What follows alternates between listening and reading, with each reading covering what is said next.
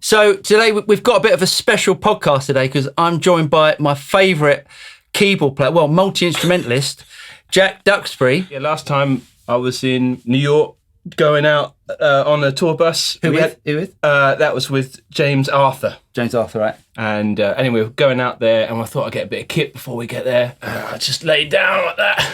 And as I was asleep, I just saw the roof being peeled back. Like, like a sardine can. And the lad had just driven into a bridge. And anyway, that's just one day. Did he get sacked? He got sacked, and it was his first day on the job. No. The other guy had been sacked because I'd caught the other driver smoking dope outside the gig. And I said, mate, you can't smoke dope and drive the bus. Jeez. And he was like, I've seen you smoking dope. And I was like, different gig, mate, different gig. I don't drive the bus. Yeah. So, yeah, you take your life into your hands when you Jeez. go out on the road with mediocre pop stars. Well, they're not mediocre. No, he's an amazing singer. He is an amazing singer. So first of all... The management is mediocre. Well, first of all, we should probably... Well, the next question for Jack is, and you'll get this joke in a minute, is have you ever played for any pop artist that isn't called James? Yeah, I have. Yeah. Some real dodgy ones. Okay, tell everyone who you've...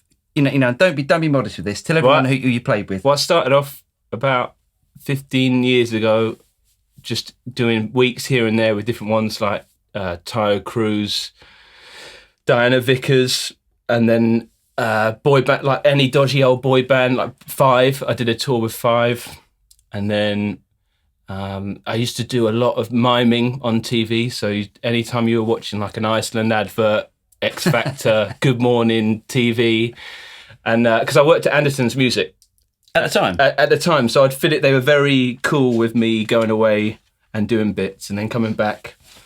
And a lot of the time I could fit the morning TV in before I got to work. So I'd go up and I'd be there at 6:30, mime like double bass or something for Alfie Bow. Can you play double bass? No, not at all. Great. And then I'd be back and do a day in the shop. Yeah, so I did a lot of and then I'd quick truncated one. Then I really went on the road with a girl called Elle King. Oh, nice. Who's a cool American female singer. Yeah, great. And then I did a big old stint with James Bay, and that was like 5 years, and then just done a big old stint with James Arthur. And what's your primary instrument? What are these guys? Yeah, piano and bit of singing. Right. Yeah, but you play guitar and guitar, as well. Yeah, like auxiliary stuff. Well, I've heard you so play. basically, when there's not a keyboard or a piano part, they'll go play rhythm guitar at the back there. Yeah, exactly. Or shaker, all that stuff. I played a bit of bass. Basically, I take stuff off track because we're always playing with playing with track. So it's I think I've been of some worth to people because they're like, oh, on this song we need BVs, so you can just stand there and do BVs. On this one, because the material's very varied now for a pop star. Yeah. It's not always just the same ensemble. James Bay was no backing track. That was the one gig I ever did with no backing track. So that was completely live. Every musician was live. Didn't you play with You're Beautiful? What's his name? I did a big amount of touring with a guy called Julian Peretta. Right. And we did a big tour with James Blunt. But I wasn't in James Blunt's band. But I've just been on his latest record.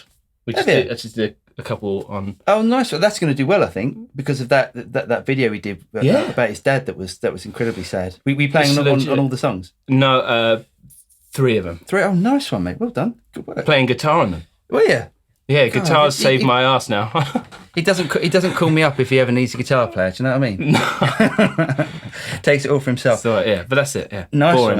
one, mate. So. You got any juicy goss?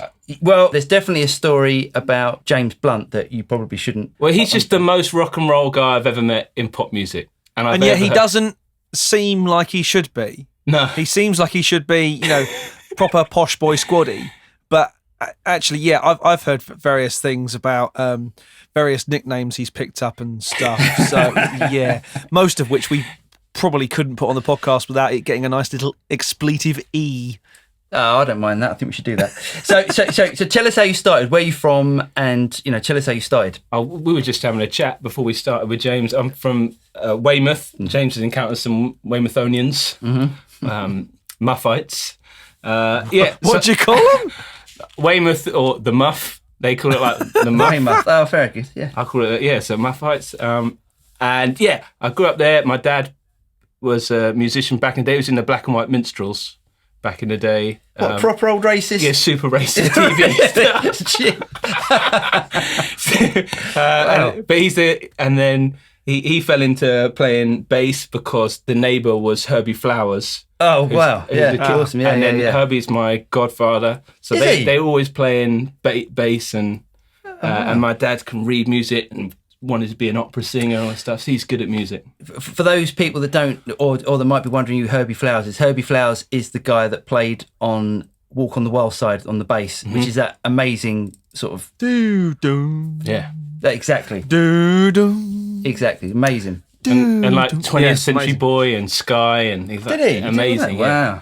A real, incredible guy. And I should have learnt a lot. He told me all about what was going to happen, and he was right. Is it? He was right along the road. Anyway, did that, and then in Weymouth there's an incredibly healthy music scene.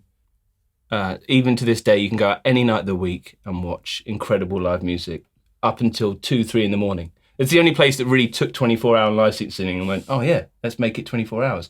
So you can go out all night, a bit like going to Nashville in a weird way. All these bars with people playing in.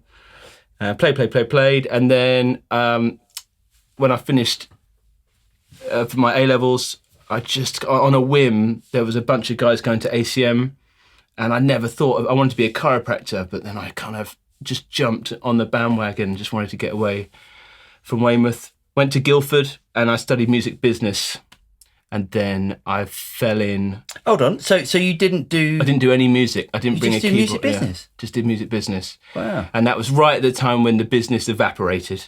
It was Arctic Monkeys had just, a MySpace. Everything was up in arms. Napster had taken hold. And then I loved a group of musicians I used to go watch religiously every Sunday. And they were playing with Amy Winehouse and things like that. And then I just moved in with them in North London. And it just, they found out I played keyboards and would just be like, oh, come on, the keyboard players. Gee. We don't get on with the keyboard player. And they were like, you're terrible, but, you drive. I always drove. That was the only reason why I got the gig. And I could operate a mixing desk, I read the Sound on Sound. Shout out to Paul White. Awesome. The Sound on Sound book on how to use a mixing desk. And that was it, really. And then I just started... but I was out every night, man. Every night for half a decade. Just as a fan of the local music coming from Weymouth. That was our culture, was going out every night to a jam or to watch someone play. See, that shows, and that's probably why... there are so many amazing musicians, because you can gig every night, and everyone knows, the way to get your chops up is to gig as much as possible. Yeah. Isn't it? So true. Yeah. 100%. Was that the same for you guys? Were you? No, mate. No, I was, and I thought I was going to be Steve Vai when I was. You can shred so hard, but no, I can't. He's always suppressing the shred. No, I can't. I can shred sloppily. I can sloppily shred. Not at all. What about you, James? It was one of those things. Up until about 16, I really thought the whole being a pro muso thing. I was always going to be a graphic designer or something in architecture or something, something smart and financially rewarding. But it got to the stage where I think I got to my A-levels and I went, you know what? I'm fighting this so hard. There's something in the universe that is telling me to hit things for a living. And by that, I actually do mean drums rather than people or stuff. So... at that point it was like, right, so how can I do this and have a shred of or be able to answer the relatives when they say, so what do you really do for a living? What do you do to get paid? Hence where the whole studio thing came along and tech and stuff. But at the end of the day, whenever anyone asks what I do, I say I play drums. I play drums for a living, and that is pretty much what I do. And say for 15 years, the band I was in full time, we were out 4 or 5 nights a week. I think our longest stint was we did 36 gigs in 6 weeks. Heavy. Which is, it's a full on tour. By the end of it, you kind of forget who you are. I think real life kind of evaporates away from you, and you go, "Oh, well, I'm in this touring bubble," and then you go home and go, "Right, so what do I do during the day again?" So you felt it, yeah. That's what happens, man. Yeah, when you're out there. Right. So, and I've got a couple of questions for you. Yeah. So. No, I'll go through them one by one. So who's the favourite artist you've ever played with? One gig, there was a guy called Tommy Sims. So not a famous... Well, I mean... No, he wrote Change the World. And, right, yeah. And like Streets of Philadelphia. Oh, wow. And that I learned so much from playing with that guy. It was just a one gig, but there was a few rehearsals that it was just a privilege, yeah. Awesome. Okay, best tour experience and worst tour experience. It can even be a studio. I must say, James Arthur is an incredibly caring dude, and that is what matters the most. It's up to the artist and the people close to them how much fun and life you have out there, because you're like a hamster in a ball. And they're controlling that ball, and they're going to kick you around or roll you very gently. And James has been very kind the last few years. Yeah. Are you still doing stuff with James? No, I'm not. I just again, I'm trying to stop. I'm trying to stop, man. Stay off the road. So we're getting to that in a minute, because it isn't all sort of. No, and the worst one, a girl called Alex Hepburn, and why? She's a big. She did really well out in France and Germany.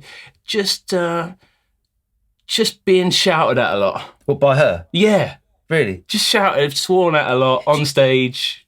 During gigs. Oh man, yeah, like full on. There was. I was in a sign band that was a bit like that as well.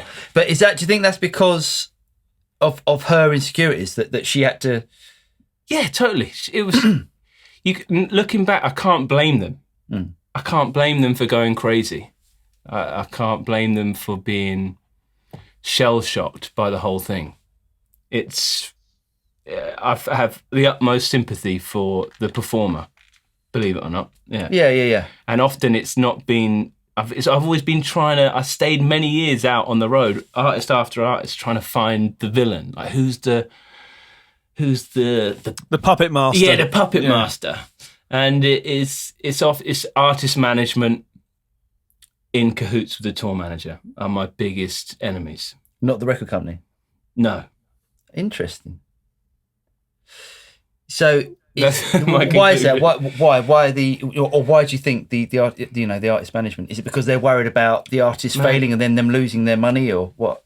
Yeah, they're often they just don't think of it. They have a completely different belief system. It's like a different religion. Right. They're not. I've never met one that's thinking of it at all like we're thinking about it. We're thinking about putting on a good show, the feeling. The artist wants to have that feeling where they go on day after day and they're excelling and they're being the best, like an athlete almost. Yeah.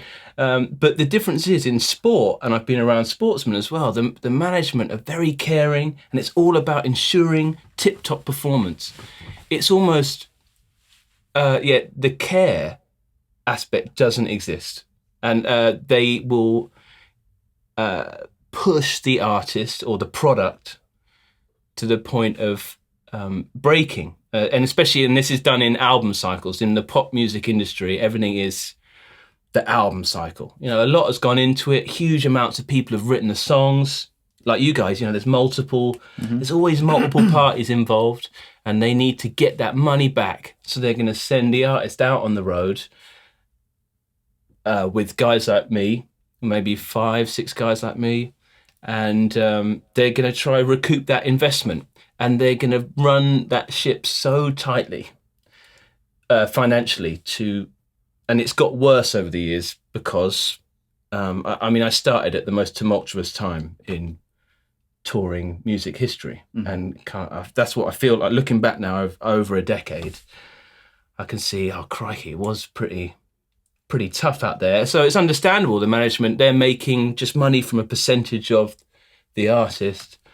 So they run it. They run it very tightly and very shrewdly. Presumably as well, you're a little bit separated from the fact that the artist whose name's at the top of the poster is still having to go out and do all the PR stuff and all the photo shoots and all that sort of stuff. You're not dragged along for that sort of stuff, though, are you? Yeah, you are, in the morning, yeah. So say you land in Australia, everywhere you land, everywhere you go, every stop, as a touring musician with a proper pop star, you're doing breakfast television or breakfast radio. So you're up at, sparrows fart, you're up at like 5 a.m, 4 a.m, doesn't matter. And as the guy that played piano and sung, a lot of the time that would be my gig. The drummer and the bass player would be. But that's more money for you. It used to be that, but it used to be that way. Yeah, but it's not proportional. It's not. You're not charging like double bubble. Right. You're not getting another gig fee. See, you might negotiate an extra £50 a day. Oh, really? On those days, they're like, oh, we're already paying you. You're already out there.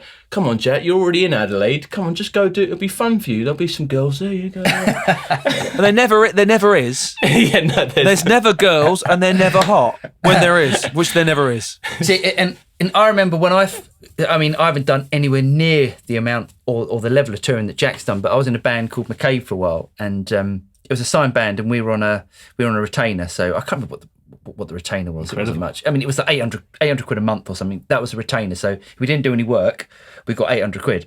And then every single job that we did, so if we did, like when the album came out, we did breakfast television, that was 200 quid. I did a radio show, that's another 200 quid. We'd do an evening show, that was another 200 quid. So by the end of it, you're earning like, there were some days you're earning £1,000. And it was like, that's a good day. I've never got near it. Haven't you?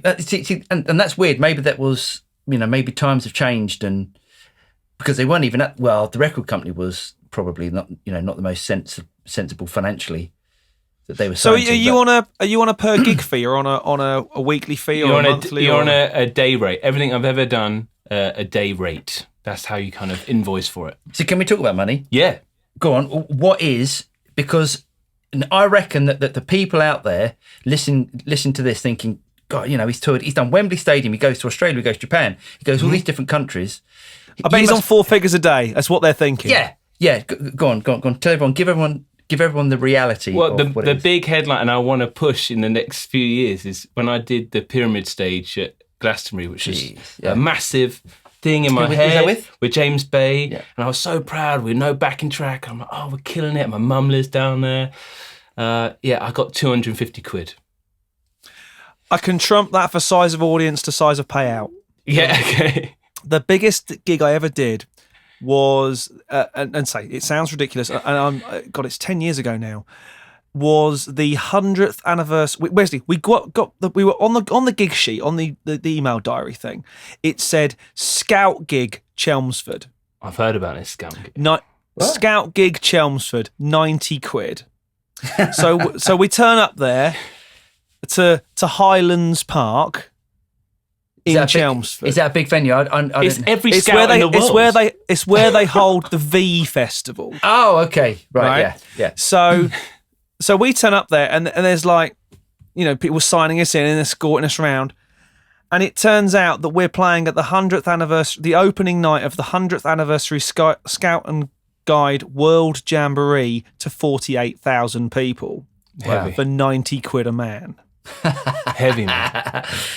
That's it. And that was a few years ago, like right up to date. I don't know anyone out on the road, if you're a band member, earning more than £400 a day. And but we're talking, that's arenas. Really? So most guys, album cycles, there was a weird thing invented about 8 years ago called the universal rate card, and it was a group of musical directors got together secretly and they tried to kind of wrangle some system to the payment. They said, like, we can't just be charging what all the managers want, because the managers don't want to pay anything. Right. Why? Because you're a musician, surely you should enjoy being. You do it for enjoyment. Exactly. Don't you? They're all in. They're just. I've never met one that isn't the same.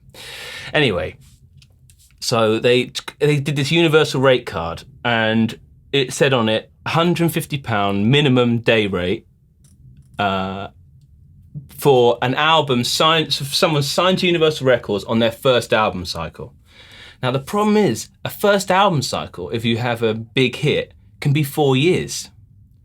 So the next step on the ladder, which was 250, which was 250 was like if you managed the second album, and then the labels and everyone had this card that was negotiated, and would wield that over me. And when I'd say, look, hang on, but we're doing Madison Square Garden. Like, you can't be paying me. Surely there must be more in it. They would go, yeah, but we've got this card here. And this is where I've never been a member of the Musicians Union, because the Musicians Union doesn't apply in the world I've been working in. It just doesn't exist. It has not helped one bit. Surely it does. Surely the American MU applies when you're touring in the States. You're right, and it's amazing out there. When I do television shows, I get paid for. That's one of the few bits of money I've ever been paid. Was if you do like a big show, like Ellen or Jimmy Fallon, you think, oh, big old audience, and you get paid appropriately, and they didn't like that. So on those for the last 5 years, whenever I did an American TV show, the English label wouldn't pay me my day rate. Because they found out how much money I was getting, and they went, well, we're not going to pay you. What? So even though it wasn't coming out of their pocket, they still weren't giving you. Yeah, just out of principle, because they don't want you to get a penny. Because a lot of them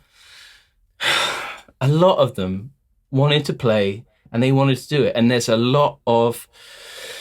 Jealousy is one of the hardest. It's the easiest thing to accuse someone of. But the hardest thing to prove. Yeah. And it is rife in our industry. And that part of the reason for me in the next phase of my life of telling the truth about these things is I want to take away the jealousy that people may have when I tell them the truth of it. And then we can get moving on and just kind of reset it. Because a lot of guys I work with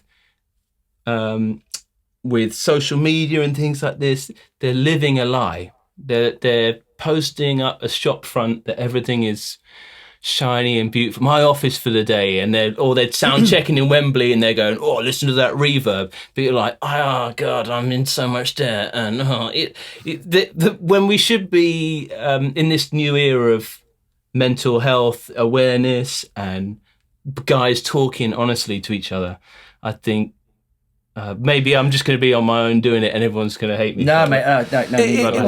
What is funny is, I mean.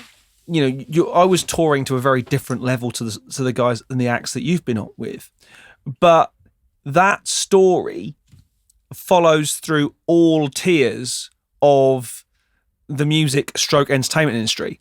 We were doing a showcase with. It was someone like Jimmy James and the Vagabonds, one of the bigger touring kind of Butlins-esque acts. But one of the big ones, like believe it or not, Bucks Fizz do that circuit. These guys who've had one of the best run shows in town. Butlins is smoothly run, by the way. Yeah, unbelievable sound check and everything. Yeah, I was in the house band at Skegness for 18 months. Had a great time. And that girl comes around with the mic and just says, "So, what do you want?" And it's so organised. I'm like, why can't we bring that into? Sorry, I'm all for Butlins, But we were on a showcase with another band, and we were chatting. So what is the next stage up from this? Where is the next level, the next tier of the money? And they said, we don't know, because you're on. I can't even what we were on weekly. It was pretty bloody appalling. This is going back a few years now, but it wasn't great. They were on. I think they were on $350 a man a gig. To be honest, I'd be pleased if I could charge that now or for every gig I do, which is not that many these days. But if I could go out for £350 a person, that would be a very successful evening. Now, I also know that overheads for running bands and all that sort of stuff are there, and I know these things exist. But when you then find out the management are taking 55%, of a gig fee. Yeah, man. That's And you think or when that's not right. what, off that 350, you lost 55. No. for the artist, So, yeah. Okay. so the artist, for me to get 350 quid, with the band taking what they do and the management taking 55%, the band is having to go out for about $4,000. Right. And there's no 5-piece band on the function circuit that does that. So, Jake, I was in the same spot, man. I was doing those like early 20s, doing those gigs, and I think that's what drove me to find the next level. It was experiences of meeting guys like Robbie Mack in my hometown, Robbie McIntosh, killer player, and knowing my Uncle Herbie, and I just thought, let's just try find our way, because just keep opening doors. You know, I keep opening doors and seeing what's there. And I've come to the conclusion, like they said, there's $4,000 a gig. But when you're, say, for example, like next month, James Arthur will do an arena tour, and he's just surpassed 4 billion streams. He has one of the, and let alone the records, the musicians going on stage for that tour will be getting £350 in the O2. Yeah, it's ridiculous. So when you go watch James Arthur in the O2, he will be paying, and it's not his fault. They can't, I've seen artists argue with their managers trying to give, because we spend every day with them, man. I spent 4 years being they there assume playing you football. don't talk. They assume you don't talk to the person. Well, and a lot of my musician friends are trying to protect. You know, I've been lucky I haven't had kids or anything like that. I haven't had dependents to lose out on. So a lot of the time I'd be quite, I think, looking back, outspoken compared to some of my other guys. Because some of my other guys I'm working with, you know, they're just, maybe they like it. I've got to also say that my experience is my experience. Other guys, when I talk about the money, I'm not lying, but the enjoyment factor, maybe some of the guys I'm working with are enjoying it more than I am. But it really, just like any gig, anyone out there, you play every Thursday at the same place, it gets tired. Just do that for 4 years, man. Do that for 4 years and watch a guy go from Radio Norwich to, you know, your third Jimmy Fallon show, and your pay has only gone up by £50 a day. And this is whole days. This is whole days. Yeah. You're self-employed. Let's just get to all the bad stuff. Yeah, do it. You're, you know, we're all self-employed guys. Same thing as a touring guy. I'm just self-employed. You know, I can get an accountant to do my tax, but when you start traveling around the world, you start having to pay tax in different countries. No one helps you with that. So I've been paying tax in America for the last 4 years. Yes. So when you think it sucks doing your tax return, you got to sort it out in America. That's because you're earning money in America. In America a lot, and then why don't they just pay it into your? There's actually the artist bargain a deal with the IRS to say, look, we're doing all of this, and one of the kickers is that if you're touring staff, so you're a keyboard tech, you don't have to. James Bay goes there, and as a company goes to the IRS, I've got 40 gigs, it's too complicated to do tax for each one, so let's do a collective bargain. But what we'll have to do is the guys on stage, we're going to have to withhold a third of their money as like a deposit. And the first time I encountered this, I just couldn't believe it. And it turns out that every one of my friends who do other touring artists, it's the same. And it's not the touring stuff, it's not the techs or the tour manager, just the guys on stage. Every time I go play in America, say that 350 quid, they'll only pay me 200 quid. And then I have to wait till the next American tax year and they'll refund me the £100. But it's only the guys who stand on stage, not the guys off stage. So there's loads of weird things where, and like you'll do, like I'm on BA for a year watching every time they had like the highlights of stuff, there was a performance, but I could never get money from it. Like when I played on the BBC or Graham Norton, I just get my day rate. I never get a fee commensurate to the size of the audience. Wow. So it could be Radio Norwich one day and I get, say, 300 quid. Right. And I got there, and then the next day I do Graham Norton, 300 quid. That's the big thing that a lot of people don't realise, is the size of the gig doesn't change your fee. Amazing. So here's a question. Yeah. You kind of alluded to the level of artists you're working with, and that's not saying that these guys aren't superstars. But how about the artists that work alongside the mega stars, the Claptons and that sort of stuff. Yeah. I mean, someone like Nathan East isn't going out for 350 quid a gig, is he? No. Or is he? I think we've got a 2-tiered system, and I see the cut-off at the CD sale. The big difference in the way you're treated with an artist is whether or not they sold CDs or not. Right. So I've got a lot of friends who still play with like Nick Kershaw and all these like Belinda Carlisle, all these people that sold CDs once. But now not doing the size of gigs that you're doing. They're not doing, but the band members will be earning more than the guy playing with Dua Lipa. And that's bonkers. Okay, so you've got a choice as a musician out there. If you've got, I would say, if you've got a family or you want to pay someone, go find a classic rock band. Yeah, yes. Go get Chris Rea. And it doesn't matter that, because I think on a simplistic level is the artist and the organisation around that artist were just used to dealing with bigger numbers back in the day. So no one's told them that Dua Lipa's only paying 250 quid to her drummer. That's bonkers. No one's telling them that. And that's where the social media knobbery comes in, which is the value. If you're into yourself and you love posting pictures of your pedal board, I would implore you to think about it. You go, like, you're destroying your own industry. Because I've worked with a lot of guys, and I would say, come on, guys, I can't believe you signed off on that Wade. Why did you sign off on it? And it's just like, yeah, but then if I don't play for them, who's going to look at my pictures of my snare drum? And you're like, but there's an argument to that. If you've got an endorsement with X pedal company or X snare drum company to the level where they're paying you, there's a reason there. Just giving you gear. See, people say, "Oh, I'm endorsed by them." No. An endorsement is when they pay you, not when they give you stuff or give you a discount on stuff. Good point. That way, you are still paying for stuff. And it used to really get my goat. I said, "Oh, I've got an endorsement with X cymbal company." Oh, so how many did you get a year then? Oh, well, I have to buy them. Yeah. Well, you haven't got an endorsement then. You've just got a discount rate. Yeah. Exactly. And a lot of guys are kissing ass at that level to try get to that next step. But even that maybe is a thing of time. Like Steve Gadd, he deserves it. Like they sold millions of records. We're not selling records. And that's where it's not like a boo-hoo-hoo story.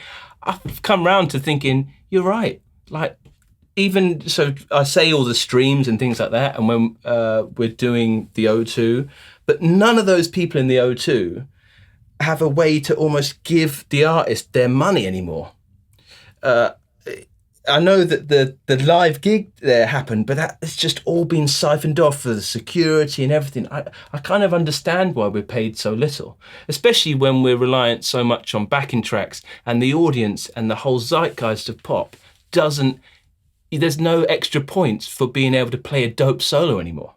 No. Or to play, 50 Ways to Leave Your Lover. That just doesn't exist. So the truth of the matter is, you could be playing Butlins, the Jazz Cafe, or Madison Square Gardens. Same money. And still getting the same money. Yeah, and the big... two of those, you went home to your family, or you went home to your bed. Per diem for the Madison... for away gigs? What's that? Do you get a per diem for the away gigs? Yeah, never more than 25 quid. A day? A day. So for anyone that doesn't understand what per diem is per day. It's your little bit of extra money that gets you food, drink, water. Traditionally, it used to be tax-free in cash as well, but like everything else, the tour managers are getting rinsed because the tours are so condensed. You do 3 nights on, 1 night off now. So that's the schedule all the time. 3 nights on, 1 night off. 3 nights on, 1 night off. Are you? You're not paid. You're not paid for that 1 night off. I'm paid for the day off, but 98% of gigs I've ever been on, you'll get paid a reduced rate for the day you're not playing. Right. Even though you could be in Azerbaijan. Right. Yeah. And this is the difference. They're paying you more for the work, but then they're not considering that you're nowhere near your life, like you were saying, James. And that's the big bit, is the sacrifice of your life. I got a question. So have you ever done the sums of, like, when you played the O2, because you played the big place in the O2, not the little venue? Have you worked out the sort of money that is being brought in for that gig? Have you ever worked it out? Yeah, I have. Yeah. Go on. Okay, so give us just the audience. Well, it's as much as anyone else could figure it out. You got the ticket price. Yeah. You do the sums. Just roughly. Well, it's millions. Hard. It's millions. But, per night. I had a big one. I played in September in the Apollo, right? Hammersmith Apollo. Yeah. And when I came up from Weymouth when I was a kid, and that was one of the first, and I played in there about 15 nights, and I've never earned more than £350. Right. And they're not nights. That's not like I've turned up like at a gig and we meet and we have dinner. Yeah, yeah. That's like I woke up there homeless in a bus. That's the other thing. Like, people think, oh, a tour bus, cool. But if you saw a guy asleep in a car, you'd think he was homeless. And that's all you are. You're asleep in just a big car, but with like 15 other dudes. And you can smell those. And dudes. it smells like it. You can smell it. And it's all shining. And as you get up bigger artists, they'll go, oh, look, the TV's bigger. But after a few years, you've watched everything. Well, after driving 1,000 miles between gigs. And I get it. Like, if you're trying to escape something, go do it. Right. It's like, it is. And in terms of talking to people out there, if you're considering doing it for a job, it's there's some other factors go there. But but money-wise, it's, and going back to the Hammersmith Apollo thing, I just said I can't do this anymore. And the Hammersmith, though, it's nowadays it's quite a small venue, isn't it?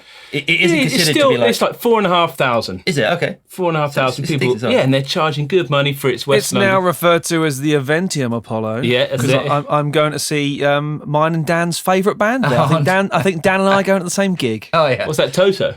Close. What are we Dream talking? Theatre. Oh, Killer, man. See, you're outnumbered, Paul. You're outnumbered by I think they're noodlers. amazing musicians. The songs need to be simple for me. Yeah, but anyway. for real. But so I was there, and I just had this epiphany, man. I was outside and thought, I can't continue to.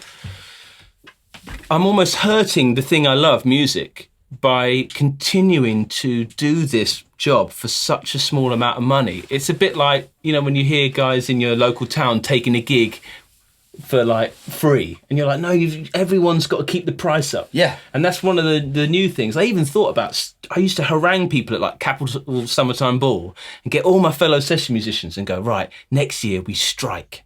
We'll strike on this day, and then we'll see what the effers do about, because they think that you can get another guy to do it. Yeah. But one of the weird things is, I'm 34 now, the young guys aren't coming up and they're almost smarter because they're just on YouTube. Yeah. They're on YouTube and they're like, hang on, so I can create my own content, get accounted to every 3 months, no middleman, and they don't even, like, all the things like we were saying, buy a car, go gig, go to jams. I'm in this quandary because now I work with younger guys and I'm teaching sometimes, and I'm not sure if that's the ethical thing to do, let alone to send them out to the last 10 years I've experienced of just being catapulted around the world playing the same old song for no money. It's funny. It is funny because I think it was over Christmas. I had a day. I had 2 weeks off over Christmas. I actually shut the studio down, didn't do any gigs or anything for 2 weeks. It was lovely. And hooked up with some of my old bandmates. We all sort of families got together. Yeah, I have a family now. And we said, this is really nice, isn't it? I said, yeah, and I don't do anything like the travelling you do anymore. I went overnight, I left the band and I went from doing, in my own car, 35, 40,000 miles a year to doing 6 overnight. Yeah. I left the band and that was it. Now, don't get me wrong. There was a good band. We'd done a lot of great gigs. I've been in it a long time. Do I miss playing Sweet Child of Mine? I think I've probably played that song nearly as many times as Guns N' Roses have. Yeah. Because we probably started covering it in first bands when it first came out back in the early 80s. or whenever Appetite came out. You know, there's no glory to rock and roll. Everyone thinks, oh, you know, it's all about the Rolling Stones and hotels and throwing TVs out of it. No, it's not. It's about falling asleep in the back of a transit van, or if you're lucky, the back of a smelly bus. Mm-hmm. And where's the money? This is the bit we were trying to sniff out where the money was. It's like I feel like there was a big torrent of. I get it. I'm not as. I'm not saying I'm old, but like I imagine there was a big torrent of money in the 80s and 90s, and I've heard this from some of the guys I've been on the road, and it's just dried up as a river, and we're just following, some of us chasing, trying to drink the last little drips of water, and that's what I feel I've done for the last 10 years. I was so kind of parched that I thought, oh, I've got to follow that, because the experiences never built a platform. Every artist I worked for wasn't like, oh, I bought my first house with the 5 and then I bought my second house with James. But it was like, no, I couldn't pay the rent, man. Because the other thing is, they don't pay you till you finish the tour. So you don't get, if you do a 3-month tour of America, which I've done 10, right? They only give you the money at the end of it. It's like your plumber. You don't pay them for the job when they started. The same thing. Sometimes I negotiate and plead and go, you know, it's really hard to pay my rent back home if you don't give me any money. So the cash flow is awful. It's awful. So you're doing all that money, and then at the end of it, they go, oh, we're going to withhold a third of it. There was always something like, oh yeah, by the way, we had to send your keyboard back on a ship, so you won't get your keyboards for 6 months. And then I'd have gigs booked at home, and I'd rush and go buy a keyboard.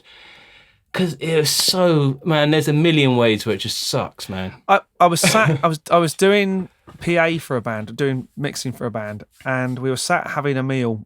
It was a wedding, you know, it was a high profile gig, and I was saying, do you know what?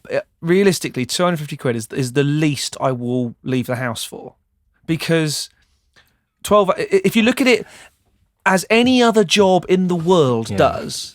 As an hourly rate, 250 quid, 10 hours, 25 quid an hour. That is a sensible amount of money to be going out for. You know, it's well above.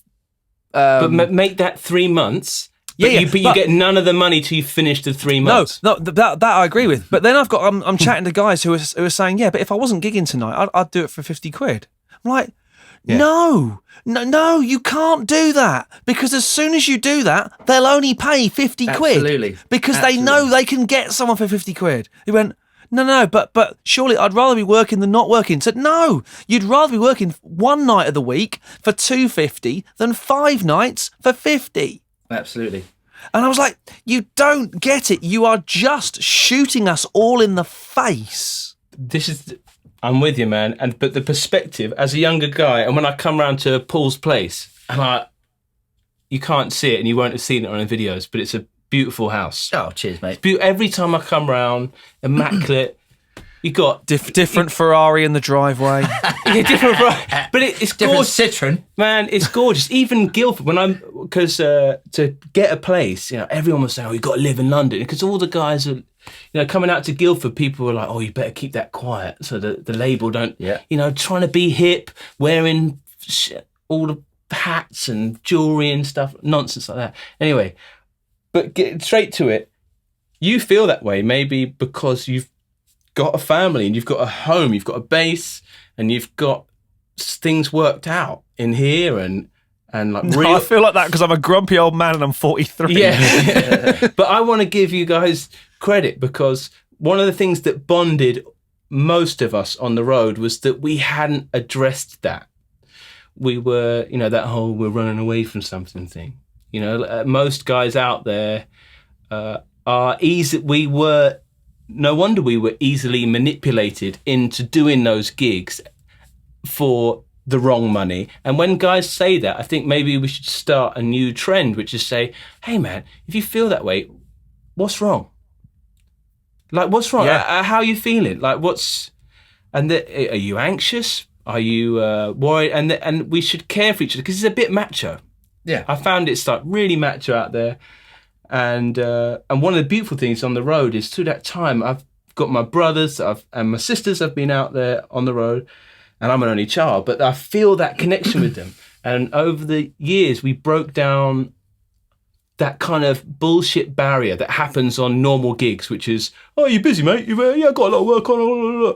And if we no one dares say no either. No, exactly, man. No one dares say no. It's like, oh no, I'm really busy. Even though they've been twiddling their thumbs for 3 nights. Oh no, the more honesty there would be out there, I think that we could start, and people were really honest about what they got paid, how they felt about the gig. Was it really that great playing to a bunch of numpties with their phone out? I don't know. And this is what social media annoys me with. You saying earlier about, taking pictures of pedal boards and stuff. The band I was in, the Talent, really good function band, sort of top flight function party band. We were doing gigs all over the world. It's a great trade at the It's a great gig, and it's good money. It is genuinely good money. I mean, when we were doing the Far East, it was decent numbers. But having left now for the last 2, getting on for 3 years, I now see the social media posts, the picture of the band on stage during sound check. And I go there and go, yeah, but you were there at 4:00 this afternoon, and you won't be leaving there till 4 a.m, and it'll be shit because they'll tell you were too loud. Your sound check would have taken 6 hours, and it would have just been horrendous. And you will hate it because you'll still go on stage and you'll still play Brown Eyed Girl and you'll still want to slit your wrists. Yeah. And the truth of the matter is, unless you've got it sorted at home, unless you've got your stuff together, whether you like the way you wake up, do you like yourself? These things, just to bring it back to how lovely it is when I come here. I came here last year, and I was in the grips. You see me. I've been shell shocked, man. On sometimes with Paul, where I can't even sit on a gig because I'm so freaked out because I don't know where I am. I don't know what time zone it is. It's and a few of my friends got diagnosed with PTSD. Really? Yeah, from gigging. Yeah, from gigging. Wow. And that was about 3 years ago. The first one of them got diagnosed, and then we all kind of spoke to each other and went, "Hang on, are we all suffering from this?" Some of us not so much. Some guys do enjoy it. But it's the same kind of cognitive behavioural therapy that you've got to go through, even on a small level. Like we were talking about some guys earlier. Maybe in the studio next time when someone's freaking out or on a gig, instead of being like, oh, we're not going to book them, or they must have been lying about that. It's like, are they all right? Yeah. And should we, and when, like, recognizing when people are, the bravado should be easy to smell now. It should be easy to discern, because if at the top of the tree, people are telling you the truth about the money, and when I say top of the tree, I'm not meaning musically. I mean, I'm not. Part of the problem is I'm going out there playing nursery rhymes. Like I get it. Like when you go see Dream Theatre, we've got the guys doing the job. I've got to be honest, and I take that criticism when guys go, "Well, you're only worth 350 quid because you were going ba ba ba sheep anymore," which was most of the James Bay songs. But but just spread into sixes. And I get it. I get it. We're not. And so how can I take, and when I was younger, I used to take it really seriously. I'd be like, well, I practice all these scales. I might not do it on the gig. I mean, it's worthy of more discussion. It's funny you say about that. I remember for the first time, and this is going to go into drummer Nerdville for a moment. I love it. Paul's going to shut down. I can edit. First time I ever saw Thomas Lang, the Austrian Uber drummer. I saw him in Guildford once at a masterclass. Yeah, I sat there and I went, he said, any questions? No, that's a terrible Thomas Lang question because he's Austrian, not racist, Swedish. Again. Swedish. And I said, not being funny, but your day gig is Jerry Halliwell. When on earth do you ever use any of those chops or facility? He said, never, ever, ever, ever. Mm-hmm. However, if I'm backed into a corner, it doesn't take me long to get my way out of it. That's when facility and technique and ability is used on those sort of gigs, because stuff does go wrong. You do lose click tracks do go down. You do have to play stuff. You do have to become from a drummer's point of view, you have to become the drummer, percussionist, and the the click track all on the same machine sometimes, same person. But no, you're right. It's not about the notes it's not about the number of notes you play. No, and apparently it's not about the artists you play with, and apparently it's not about the number of people you're playing to. So somebody somewhere is making a lot of money at this still. And that's the guys I've bumped into. It's having that presence of mind to... When I studied music business, I can remember they say reference set text, and there were 2 books on it. Anne Harrison and a guy called Don... Maybe Don McLean or something. Don Balls. And I kept on saying, but there's not enough. I'm doing a degree in it. I feel like I should be referencing more material. And I realised it's not that old an industry. It's not that old. And most guys who started it just rinsed it till the day they died. They rinsed it in LA, doing whatever they were, wearing fancy suits. And it's the same now. The guys who were rinsing it in the 80s and 90s, I'm still working for. They're still my promoters. They're still the managers. And they have ensured that their margins and their income has not changed. To ensure that, they have, all the new guys going into the industry, they have just diminished what we make. Right. And that's what I kind of learned at the end about it was I'm not going to win because they made the money in the 90s and the noughties and the 80s and the 70s. They're all still there, man. I went for a dinner once with the guy that books Madison Square Garden with an artist, and he was an incredibly offensive, racist dude, right? And we were in this like kind of Godfather scene restaurant that he'd cleared out for us. He went, "This is my place where I do business." And he was so insulting and horrid. And he was saying, I made Ray Charles. I put him on, and all this stuff. And I sat there with the artist, and even we were disgusted by what he was saying, but his power. Yeah. I felt like such a coward because I couldn't stop him. I couldn't stop him and say, F off, mate, you racist knobhead. We don't want nothing to do with it. But he's the guy that controlled where we thought if we played, our lives would transform.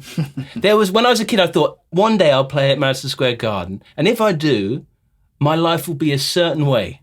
And then I will be a millionaire. Yeah, and then I played there, and I was like, oh, God. And I earned £25. And not only that, but I compromised on myself. I compromised on what I thought was reasonable. I sat at that dinner with that guy and went, ha, ha, ha, ha, and nervously laughed, and... Do you want to be? Do you want to be that guy, or do you want to be? What do you do? Principles? You can't be the. You can, man. You can, because now we got the internet. We got the internet, and you can do what you guys are doing and be independent. But the thing is, you can't in that environment, in that scenario. If you'd got up and told that guy, "Hey, man, I think you're a jerk."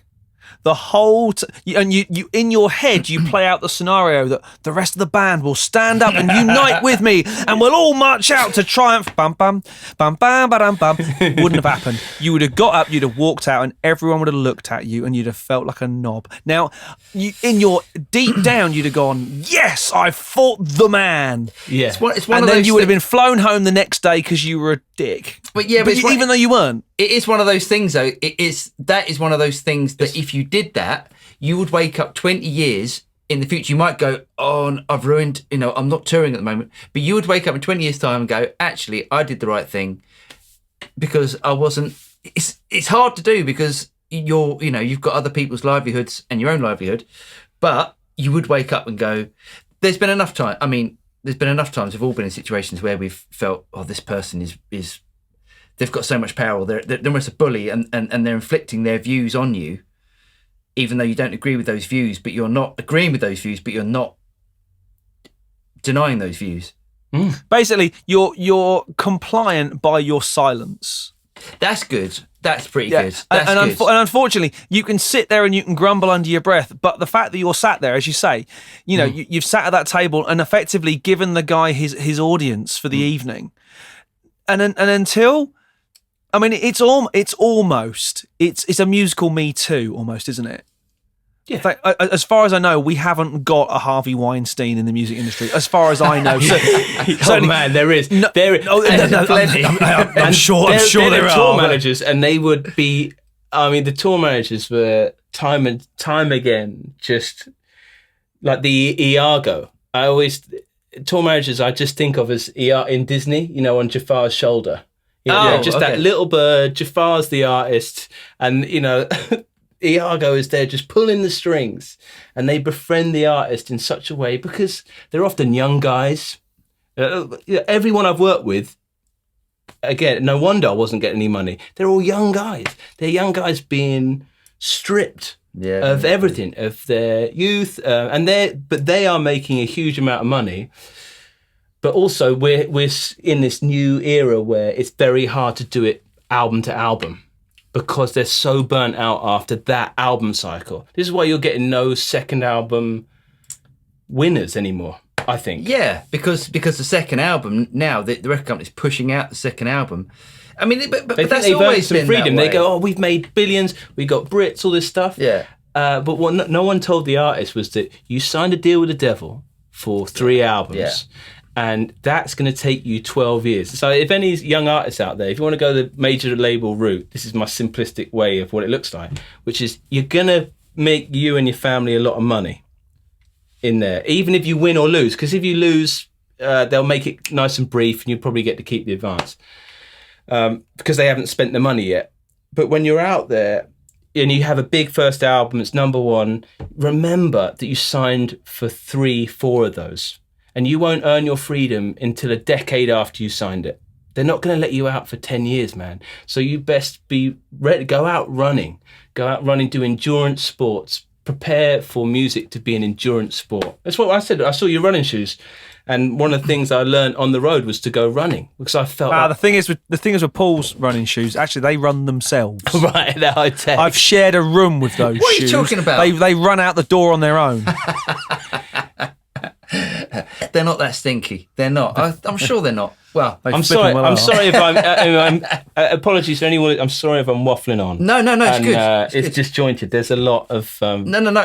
All of this is good. All of this is good. But I wouldn't mind sort of moving forward and just asking about the transport because I know we looked at that briefly. You know, like when you go out, you know, what sort of transport have you got? A day. So yeah, it will happen. Yeah. They'll go. So at the start of a tour, say one of the most extreme days. I live in Guildford, so they'll say we're flying out to LA. You need to be at Terminal 5 at 5 in the morning. They don't pick you up. Don't pick you up. You've got to book yourself a car. So and this is on every gig. Maybe TV gigs. The TV people are nice enough, like Top of the Pops. They'll go, oh, do you book a car? Because again, there's like an old... Yeah. It used to happen, but it doesn't happen anymore. So you front all of your transport costs. You can invoice for that back at the end. But again, if you're away for a month, that might be a month until you get there. If you're never in the car, like expense-wise, unless you're there and they're paying for it on the group card or you're in the group bus, it's all on you. All your expenses are yours, you know, and you can kind of sort that out on your own tax, on your own back end, but not everything's paid for. Travel wise, you get to the airport. Yeah. So you go on. The only times you'd ever get an upgraded seat was if it was a private gig for like a sheikh or a brand, because the management will not pay for you. It doesn't matter the length of flight. So can I ask on that? So the band are in economy? Economy, every time. Right, the artist is... in first class with the tour manager. So the tour manager gets first class. This is really interesting. So, okay, so you get to America. And the PA. And the PA, okay. But I guess, is that fair? I mean... Well, their argument was secure. I mean, I had a few rows. Shout out to some of the tour managers I had a row. I'd often march up there and discuss me not getting paid. I mean, I was pretty confrontational with stuff. I used to call it musical jihad. So I'd wage... often on TV shows. So I can remember Jimmy Fallon. I said, you know that you haven't paid me for a few months. I think I've forgotten how Hold Back the River goes. And then they go, you can't, you wouldn't. And I go, I can't remember it. The only thing that would judge my mind if you actually paid me. And because I realised at some points I had that power. and unfortunately, I'd have to threaten a lot of people for my money. I've burnt so many bridges, man. Just You've done that by coming on here. yeah, because what's at the end of the bridge? There's nothing at the end of the bridge, man. There's no point me being. I'd rather be truthful and for someone else to hear the truth and go, hang on. So I want to be truthful too. Yeah, travel. No. Just and on that hold back the river. Forgetting the chords to hold back the river. Did they pay? Yeah, they did. They did. But also the live album. I was really upset. There was a live album they recorded. Yeah, and this is James Bay, by the way. Yeah, and you can hear the live album on Spotify, which they said it would never go on Spotify. It was just going to be for record day, limited vinyl release. And I said, but and they wanted to give me £200 for it to buy my rights, everything so no PPL, it's ridiculous. Nothing for £200. And I was like, and I worked it all out after tax. It was like £11.50 a song. I was like, come on, guys. And that was where I had the meeting at backstage of Jimmy Fallon. But the problem is, again, all my other musician colleagues had all okayed it because they're not as crazy as I am because they loved it. Yeah. The funny thing is, in the classical world, where the union in the UK, I mean, I'm not a classical musician, but I've done a few classical gigs. Amazing. Where, as being the drum kit player on an orchestral gig, it's great fun because they look at you and go, "Wow, you can do all those things with all your limbs. Surely you're on 5 gig fees, aren't you?" Yeah, yeah, you're right. I brought the kit in myself. That's another fee. I put the triangle in my top pocket. Well, that's I've done string sessions, and they're there. The MU rep is there for the string guys, giving them their pre-printed invoice. You know, and I'm like, but you're not there for us. But the funny thing is, we were doing a rehearsal, and the gig was in the evening, and we they booked us for a 3-hour rehearsal. We got most of the way through the set, running the set, and they said we need to rehearse longer. And one of the violins said, "It's not in the contract. Yeah, we're not getting paid for that extra half hour." And they basically had to rush off, have a little meeting, said, "Right, we'll come back, we'll pay you pro rata for that half hour." And everyone went, "Thank you very much." And because it turned out that he was the area rep for the union, just happened to be in that orchestra. Yeah, man. Now, unless you've got that person in every orchestra, which, let's face it, in the States, you have, that half an hour would have been unpaid for 65 people plus a choir. Oh, I mean, yeah, it's dreamy. The thought of that is dreamy. You said the C word there, the contract, and just to let anyone know, I've never worked with an employment contract in my life. So I spent 4 years working and this is where the whole gig economy comes up, and people dream of working year after year with an artist and they think there's stability. No, I never had a contract. I could have been, but then I realized that it gave me freedom. That's why I've worked with a lot of different artists, because when it became untenable for me, and I thought that was often when I looked for something else. You know, guys there's a type of guy that will just hold on to a gig and they identified that gig. But if you've got no contract and no employment, I've never had a paid day off in my life. Never had a paid holiday. I know we're all self-employed dudes. We have that. Yeah. But the illusion is you might be employed by someone if you're working for these artists, but you're not employed. And travel, the worst day travel I ever did, I woke up in LA at 3 a.m, flew to San Francisco, did a gig called Outlands Festival, flew back to LA, and then flew to Sydney. And I got paid £150 for that day because it was a travel day. I gigged on that day, but the next day I would have been just paid a travel day. And they try screw me sometimes on the time difference. So I'd invoice for like 31 days, calendar days. They'd just be flying you back. And they'd worked out, the management had worked out the time difference and gone, well, actually, as the crow flies, you weren't there. Like I'd spend 3 days going to New York for a TV show, and they'd be like, no, you can only invoice for 2 because of the time difference, or where you were on terra firma. So we've pretty much slammed the fact that nobody listening to this will ever want to go on tour with him. Yeah. There must have been, and I know there must have been some good times. Can we come back to that, because should we just finish? Should we just finish just remember that question, because the transport, because so sorry, we did divert. Yeah, I did. Yeah, so. You're flying on the plane, the ice is in first class, having a lovely time, free champagne, all that sort of stuff. Texting pictures into the WhatsApp group, yeah.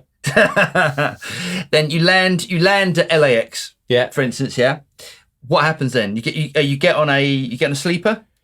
You get out the tour bus, to be really specific, can't get in those airports, so you'll get into a big splitter, but you're there, and maybe there's 12 crew guys as well, so you're like a football team. So a splitter is a split van where the gear goes in the back and the seats in the front. Yeah, but a lot of the time the gear would have gone before you. And they'll have like an A and B rig, so they'll have an American backline that you've got, again, that I paid for. Right. Unless you've got an endorsement, like that's why the drummers are so hot on it, to save money. I've got a question about that in a minute. So. And then you'll get out. Yeah, then you get picked up, and that's the other thing is people think, oh yeah, you flew to so and so. Imagine the hours in airport transfers I've done. Ugh. You know what it's like when you on holiday. Wherever you going is not there, so you'd end up just getting used to like doing a gig in Bahrain and then landing and then driving for 6 hours to get to the gig. But if it's the beginning of a tour, you'll go meet the bus and you'll get on the bus. And it's a sleeper bus, normally. A sleeper bus, yeah. So is the artist in the same bus as you? Yes, but they always, every gig I've ever done, they have a separate room at the back. So they're not in the bunks. They're in their own sort of private. The only guy I ever saw in a bunk was James Blunt. Respect Blunt. And so, and I think that came from his military background and the fact that he was like to be a good commander of men. A team player, player, man. He was a team. He was one of the, and he gave me an unrealistic expectation of what I could expect in the future. Because I was 20, I was 21, and I thought one day I want to work for that guy because he was so reasonable, man, and fun and cool. And I never found it. I'm sure it's out there. Go on, James. Your question then. So we've pretty much slated good bits. There must have been some good bits out there. Yeah, it's just the bits that I thought would be good and were bad. Let's stay pessimistic because that's where we are. I thought the venues would be better than they be. I thought the venues would imbue me with a better feeling, and that's one thing. If you're thinking, I wonder what it would be like to play at Wembley, just don't worry about it. I think the best. It's just another shed with a backstage and the toilet smells. Exactly. It's who you're playing to, who you're playing with. And a lot of the time I'm with guys I don't know. Sometimes I do these really wanky gigs where we're all like drafted in for an awards show or something like that. And I know the guys, but they're not my brothers. Yeah, they're not like you and Danny Litchfield. There's not the same thing. And then the good bits is music shops. I'm a big music shop fan, big gear nerd. Yeah. So I've got to go to every guitar shop in the world. I've got to go at like monuments, and I got into like cathedrals. I started seeing it as I was traveling. So finding what to do in those dead hours. So there is that. I mean, most people want to travel the world. You have travelled the world many times. Yeah. At a young age. Yeah. So that's a good thing. But sometimes we're sad. You got like New Zealand. The first time I went to New Zealand, I was there for less than a day. Wow. And that like broke my heart, man. I was like, oh God, I want to. It's not on your schedule. So sometimes you get a week off here, and things like Jimi Hendrix's grave, Stevie Ray Vaughan's statue, things like they were the things that I could probably never justify paying for myself. So those little bits were the good bits. It's funny you say about places you were for a very short amount of time. The only world cruise I ever did was we had an overnight in Australia, and I couldn't get off the ship. An overnight in Sydney, and I couldn't get off. But it makes you. And when I come to your house, man, I learnt so much coming to Paul's house because it's so immaculate. You should do a Studio Rats tour. I have done. We've done the studio. We've done like studio tours. Yeah, no, but I meant just of your house. Of a house. It's so immaculate, man. And like and I've really in Guildford in my little flat, I really work on trying to enjoy where I live, where I wake up. And instead of trying to think that there's a venue out there or a place or a gig or a moment that's going to make me happy. Because it's so transitory, man. It's so quick. Gigging is... And that's why I've moved into the studio, because it took me a long time to figure it out. But you guys are on the right side of things, I think. So can I ask what sort of gear... You sort of briefly went over this. When you go on tour, say you're on tour with James Arthur, which was the last big tours you did. Was that the last? What gear have you got? I'm using. When I started out, I was using hybrids of everything with laptops and things like that. But then I'll always use a hardware keyboard, and I use Nords. So I've got. So have you? And this is the next question. Do Nord give you those keyboards? No, I've never had an endorsement. No. Why is that? In the keyboard realm, you could get them, but I always felt it boxed me into a corner. Like what if I needed a Kronos? Yeah. For a gig, I would just buy it was incumbent on me to buy it. And as a business, as a boring thing as well, as you know, you can buy a bit of gear. I know it's not 100% tax, like a little tax voucher, but I always bought my gear, and I saw other musicians box themselves into a corner by having endorsements. Oh, that's really interesting. Because if you go, oh, I'm a Roland dude, yeah, and then you get a gig like Tom Jones, for example, and it's all quite vintage stuff. Just the Nords. You want to use the Nord, maybe you want a Roland just for some strings and stuff. Mm-hmm. Anyway, so yeah, don't be endorsed. Interesting.